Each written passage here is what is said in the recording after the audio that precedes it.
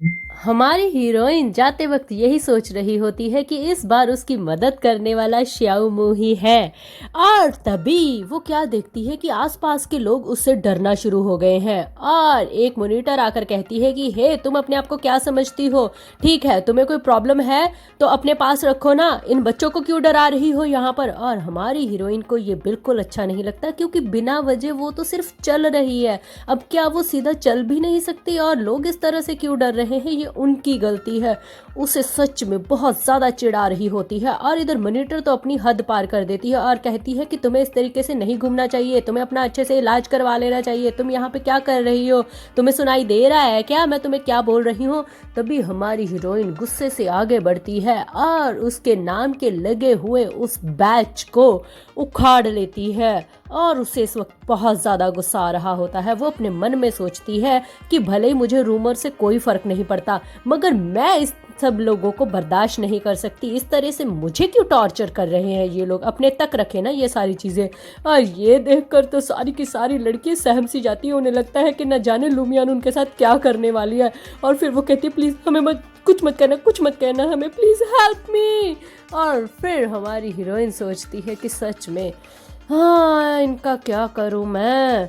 मतलब मैंने अभी तक कुछ किया भी नहीं है और ये डर ऐसे रही है, ना जाने मैंने इनके साथ क्या किया है। चलो, मेरी अफवाहें भी अच्छी हैं, कम से कम इन लोगों को मुझसे डर तो लग रहा है। और वो अपनी आंखें निकाल कर उन्हें दिखाती है और वो लोग वहां से उल्टे पैर भाग जाती है डर के मारे। और सच में ये देखने लायक होता है सीन, क्योंकि सारे के सारे ऐसे डर रहे होते हैं, ना जाने लुमियान ने क्या कर दिया हो। मगर हमारी हीरोइन ने तो अभी तक कुछ भी नहीं किया था और बेचारी अपने हाथ झाड़कर वहां से बाहर आ जाती है और यही सोचती है कि इन लोगों को तो उंगली तक मत उठाओ, फिर भी डर लगने लगा है मुझसे। और तभी सामने देखते हैं कि यहाँ पर श्याओमू उसका इंतज़ार कर रहे होते हैं, न जाने बेचारे कब से यहाँ पर खड़े होते हैं। और जब हमारी हीरोइन आती है तो वो जान जाती है कि अब वो फंस चुकी है और फिर आकर कहती है आंख मार कर कि आई एम सॉरी, देखो बट मैंने कुछ नहीं किया, तुम देख सकते हो। तभी हमारे हीरो एकदम से चुप हो जाते हैं और उसके करीब आते हैं और उसके पास आकर उसके सर पर प्यार से हाथ लगाते हैं और कहते हैं कि कोई बात नहीं। और हमारी हीरोइन सोचने लगती है कि इसे क्या हुआ, ये अचानक से इतनी केयर क्यों दिखा रहा है। और हमारे हीरो सोचते हैं कि सच में ये सच सच क्यों नहीं बता देती सबको कि 2 साल पहले जो कांड हुआ था, जिससे किडनैप किया गया था, मैं वो हूँ और इसकी वजह से मैं डॉक्टर से मिल रही हूँ। और कोई बात नहीं है, आखिर ये अकेली ऐसे क्यों बर्दाश्त कर रही है।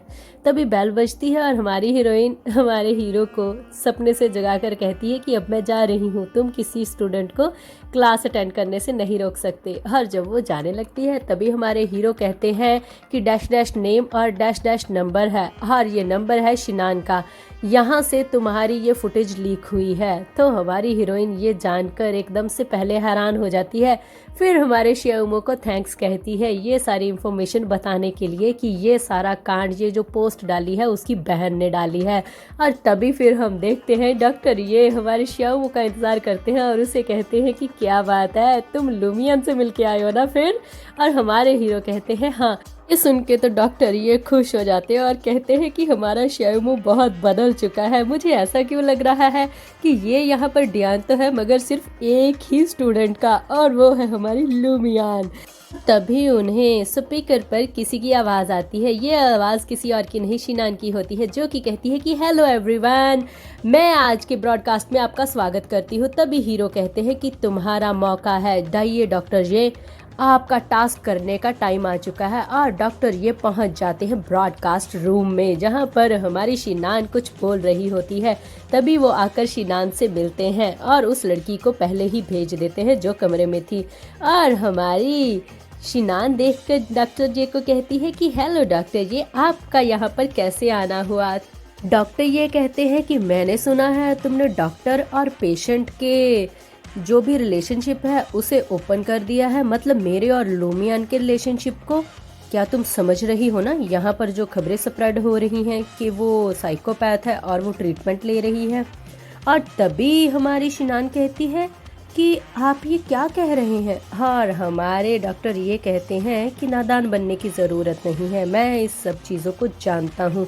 कि तुम्हारे नंबर से ही वो पोस्ट गई थी। और फिर वो रोने का नाटक करना शुरू कर देती है, मगर मैं ऐसा क्यों करूँगी, मुझे इन सब चीज़ों की क्या ज़रूरत है, मुझे समझ में नहीं आ रहा।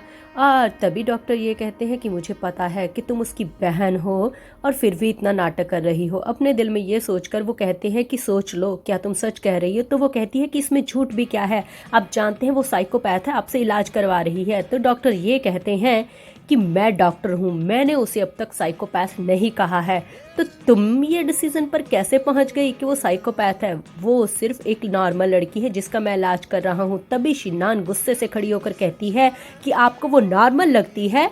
ऐसे बिहेव के साथ कोई नॉर्मल होता है क्या? और इस एपिसोड को हम यहीं पे समाप्त करते हैं। इसके नेक्स्ट एपिसोड के लिए आपको ज़्यादा इंतज़ार नहीं करना पड़ेगा क्योंकि वो कल ही आ जाएगा।